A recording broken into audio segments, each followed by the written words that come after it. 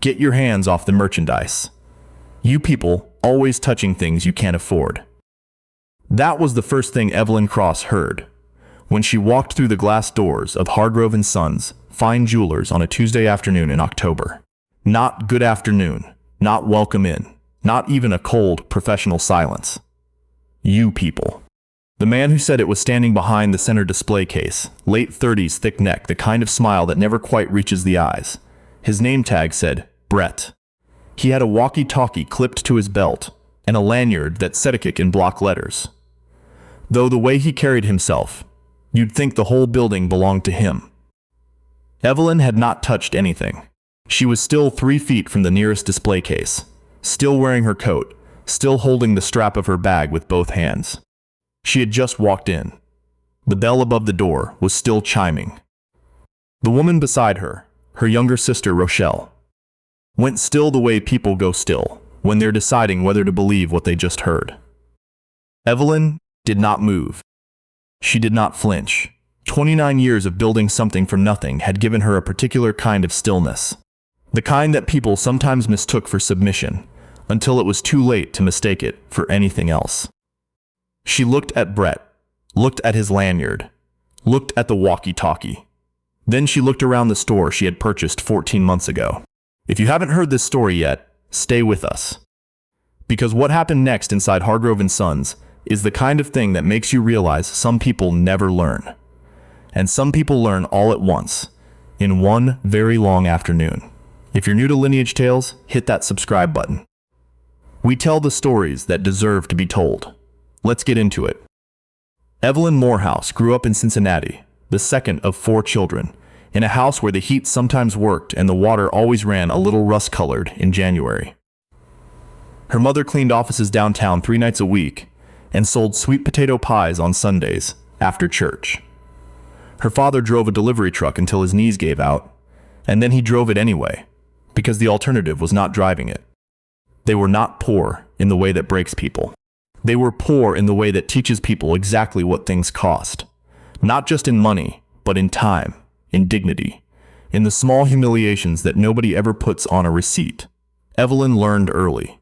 She learned that certain stores followed you, that certain salespeople spoke to you in a different register. A little slower, a little louder, as if the problem was comprehension. She learned that you could be dressed impeccably, carrying nothing, bothering no one, and still be the most suspicious person in the room to someone who had already decided what you were before you opened your mouth. She carried those lessons the way you carry a scar, not in front of you, not behind you, but with you, always with you. By the time she was 32, she had a degree in business administration from Ohio State, an MBA from Northwestern, and a job at a mid-sized wealth management firm in Chicago that she had worked her way into by being, as one senior partner once put it, frankly overqualified for everything we've given her. She took that as a compliment because she intended it to be true. She left the firm at 40 to start her own. Not because she was pushed out. She was not pushed out. But because she had done the math, and the math said she was making other people wealthy at a rate that outpaced what they were making her, and at some point that stops being ambition and starts being charity. Moorehouse Capital Management opened its doors in the spring in a modest office on the 14th floor of a building in downtown Chicago, with 2 employees and 1 very large client who had followed her from the firm because he trusted her judgment more than he trusted any of the people who remained. Within 5 years, she had 43 clients and 11 employees. Within 10, she had offices in Chicago, Atlanta, and Charlotte, and a portfolio under management that would have made the senior partners at her old firm choke on their golf club sandwiches. She was not flashy about it. That was important to understand about Evelyn. She drove a sensible car. She dressed well, but not ostentatiously. She had a standing appointment at a nail salon 3 blocks from her house, and she went to church when she could, and she called her mother every Sunday without fail. She did not own a yacht or wear her wealth like a sign. She had spent too many years watching wealthy people perform their wealth to find it anything other than exhausting. What she did spend money on, carefully and deliberately, was real estate. Commercial real estate, specifically. Buildings, storefronts, retail spaces, the kind of investments that looked unglamorous on paper, but generated the kind of steady, reliable income that let you sleep at night. She had learned this from a client, a 70-year-old retired postal worker named Mr. Edgar Tillman, who had built a real estate portfolio worth $4 million one duplex at a time, over 40 years, and who had told her once, very seriously, over a cup of terrible coffee in his kitchen, "Evelyn, when you own the building, nobody can put a sign in the window that doesn't say what you want it to say." She had thought about that for a long time. Hargrove Sons Fine Jewelers had been in business for 61 years when the Hargrove family decided to sell. The founder, Gerald Hargrove Sr., had died the previous spring, and his two sons, one in Phoenix, one in Scottsdale, had no interest in running a jewelry store in a mid-sized Illinois city when they both had careers and families of their own. They wanted a clean sale. They wanted to sell the building, the business name, and the existing inventory as a package, and they wanted to close by December. Evelyn's real estate attorney called her on a Monday. She made an offer on Wednesday. The Hargroves accepted on Friday. It was not an impulsive decision. She had driven past that storefront dozens of times. It was on a corner lot with good visibility, in a neighborhood that had been slowly and steadily climbing for the past 8 years. The building itself was solid. Original 1963 construction with renovations in the 90s, and again in 2014. The jewelry business was secondary to her, really. What she wanted was the property. But she kept the business running because it was profitable, and because her financial advisor, a meticulous man named Thomas Achike, told her in plain terms that a functioning retail business in that location, with that lease history and that customer's base, was too valuable to dissolve. So she retained the existing staff, kept the name, and hired a general manager to handle day-to-day operations while she focused on her other holdings. The general manager's name was Patricia Sloan. She was competent, thorough, and, as it would turn out, not entirely in control of everything happening on her sales floor. Brett was not Evelyn's hire. Brett had been brought on 3 months prior by the previous manager, a man named Don Esterhaze, who had retired in August, and apparently had a different theory about what a jewelry store's security presence should look and sound like. Evelyn had reviewed the personnel files when she took over. She had noted Brett's file. She had flagged it for follow-up. She had not gotten to it yet. She was getting to it now. The Tuesday afternoon that everything came to a head had started like 100 other Tuesdays for Evelyn. She had a 9 o'clock call with a client in Charlotte, a lunch with a potential investor that ran 45 minutes over, and a 2:30 that got moved to 4. Rochelle, who was visiting from Columbus for the week, had suggested they stop by Hargrove's on the way back to the house so that Evelyn could do a walkthrough. Something she tried to do every few weeks, unannounced, just to see the operation with fresh eyes. Rochelle knew her sister owned the store. The staff, in theory, also knew. But Evelyn had never sent a photograph, had never made a formal announcement.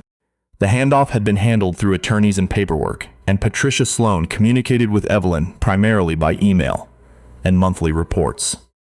Whether every person on that sales floor knew exactly who held the deed to the building they were standing in was, to put it charitably, an open question. It was an open question that was about to be answered. They came in from the cold wearing coats. Evelyn in a charcoal wool coat she'd had for 6 years, Rochelle in a bright teal puffer jacket that she'd bought at a consignment shop and loved without apology. They were not dressed for a gala. They were dressed for a Tuesday in October in Illinois, which is to say they were dressed for warmth and function and nothing else. Brett saw them before the door had finished closing. Evelyn would later say she noticed him the moment she walked in. Not because he moved toward them. He didn't, not yet. But because of the way he stopped doing what he was doing. He had been standing near the back, arms crossed, talking to one of the sales associates. When the door opened, his eyes went to them, and something shifted in his expression. A kind of narrowing, a recalibration. She had seen that look before. She had seen it 100 times. She knew exactly what it meant and exactly where it led. What she did not do was leave.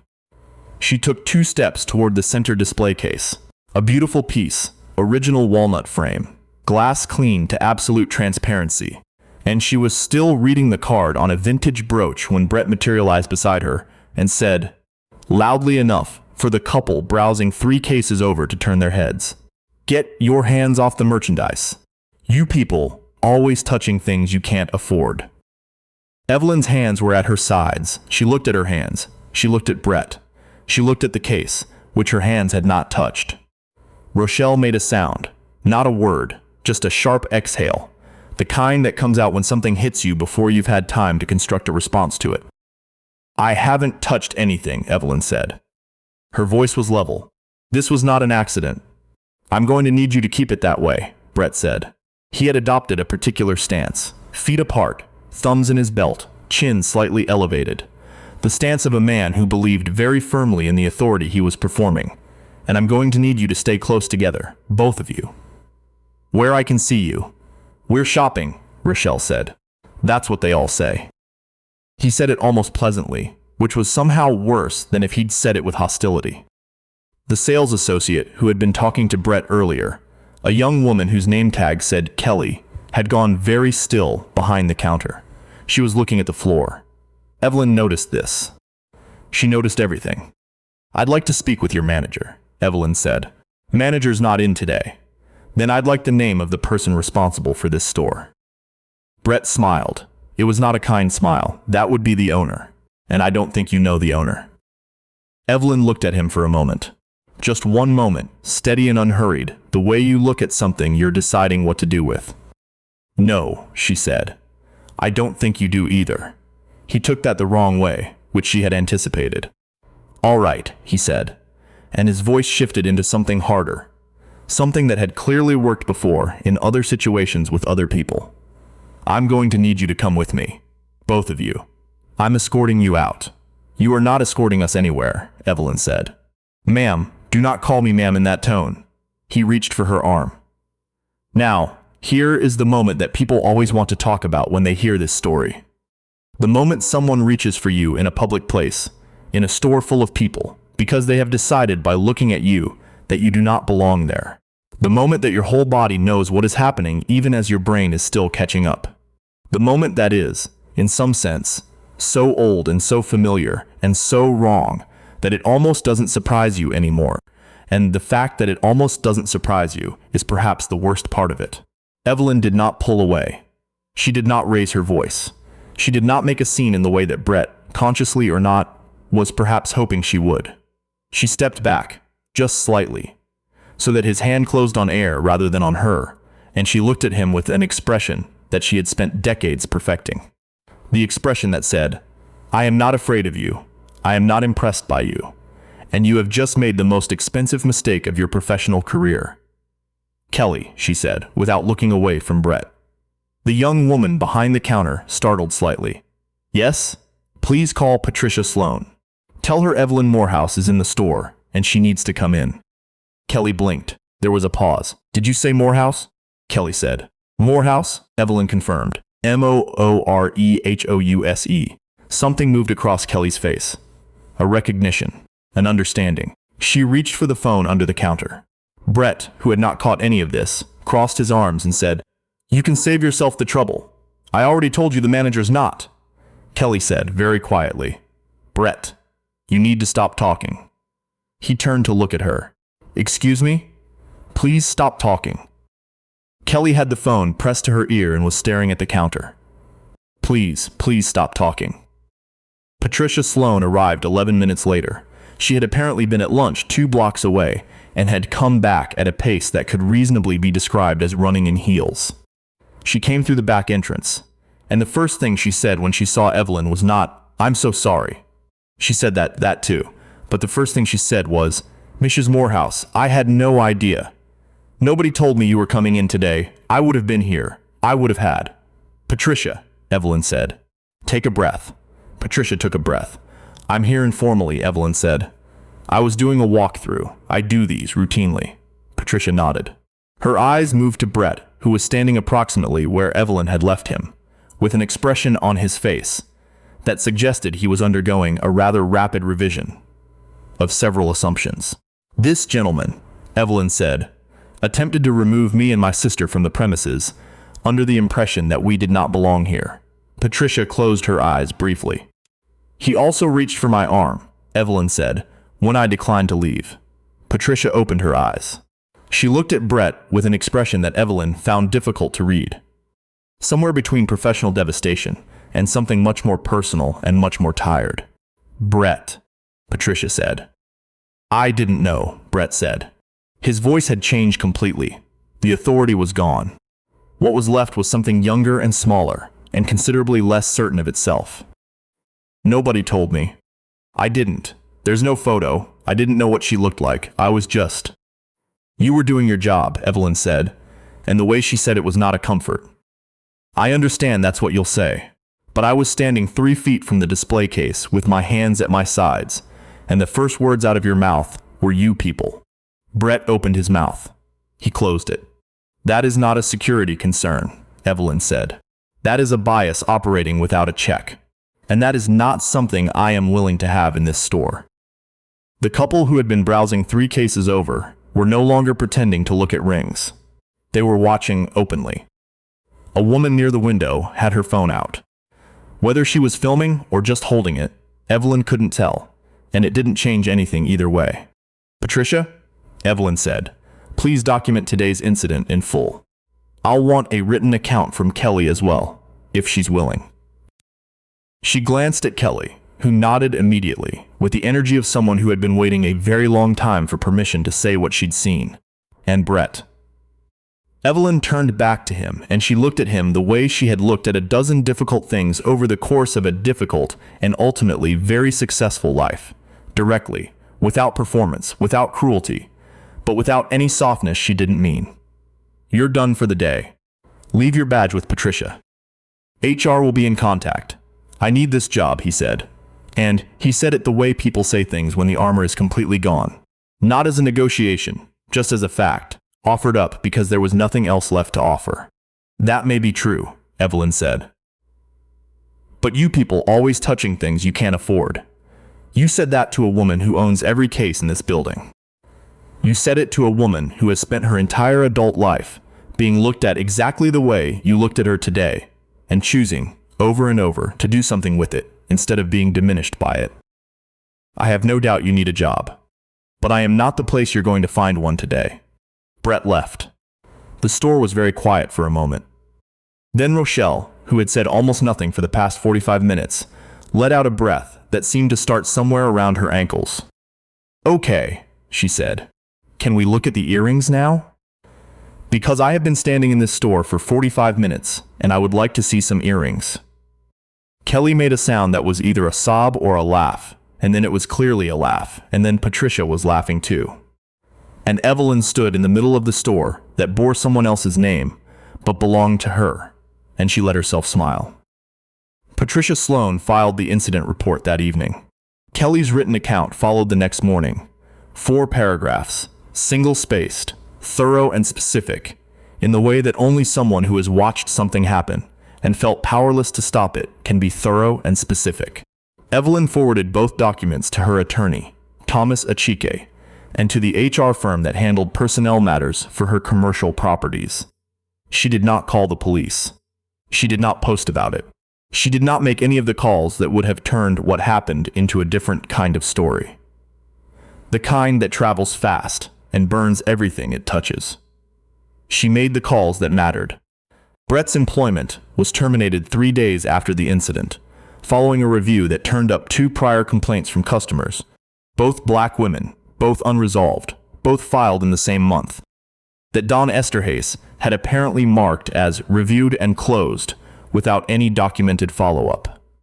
Evelyn read those files carefully. Then she read them again. She did not yell. She did not pound tables. She did what she had always done with information that made her angry. She used it. She engaged a diversity and workplace conduct consultant, a woman named Sandra Park, who came highly recommended, and who, in their first phone call, said something that Evelyn wrote down and kept. The policy isn't usually the problem. The culture around the policy is the problem. You can have the right words on paper and entirely the wrong room. Evelyn thought about that for a long time. Over the following months, Every member of the Hargrove and Sons staff went through updated training.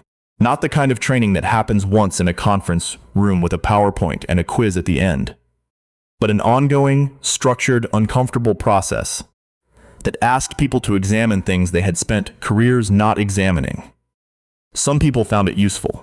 Some people found it difficult. 2 people resigned rather than complete it, which Evelyn noted without pleasure but also without surprise. She also, in the spring, had a small bronze plaque mounted inside the front door of the store. Nothing ostentatious. The kind of thing you'd notice if you were looking for it and miss if you weren't. It said, Hargrove Sons Fine Jewelers established, 1963, Moorehouse Commercial Holdings. Proprietorate had taken 14 months, but her name was on the door. Rochelle called her the week after the plaque went up. On a Sunday, which was when they talked. "You know what I keep thinking about?" Rochelle said. "What?" "The look on Kelly's face when you said your name, like she already knew. Like she'd seen the paperwork, and she just knew." She had seen the paperwork, Evelyn said. She was the most junior person in that store, and she was the only one who knew what was actually happening. "You're going to promote her," Rochelle said. It was not a question. Evelyn did not answer right away. "I'm going to make sure she has somewhere to go," Evelyn said eventually. "Whether that's here or somewhere better." She handled herself with more integrity than people, twice her age, and 3 times her title. That's not something I'm going to forget. There was a pause on the line. Rochelle had a way of going quiet that meant she was thinking something she hadn't decided yet whether to say. "Do you ever get tired of it?" she said finally. Evelyn knew exactly what she was asking. She didn't need it explained. "Every single day," she said. "And then I get up. Here's what we want to leave you with today, and we want you to sit with it for a minute before you move on." Evelyn Moorehouse did not walk into that store to make a point. She walked in because she owned it, and she wanted to see how it was running. She was not there to be an example. She was not there to win anything. She was there on a Tuesday afternoon in her 6-year-old coat with her sister, looking at a vintage brooch. The lesson that happened that day wasn't planned. It wasn't performed. It was just the inevitable consequence of a man who had decided what 2 women were before they opened their mouths, and a woman who had spent 30 years making sure that no matter what room she walked into, she had built something that walked in with her. You never know who you're talking to. You never know who's standing on the other side of that counter, or that desk, or that front door. And, more importantly, and this is the part that matters most, it shouldn't take owning the building to be treated with basic human dignity. But on this particular Tuesday, in this particular store, it helped.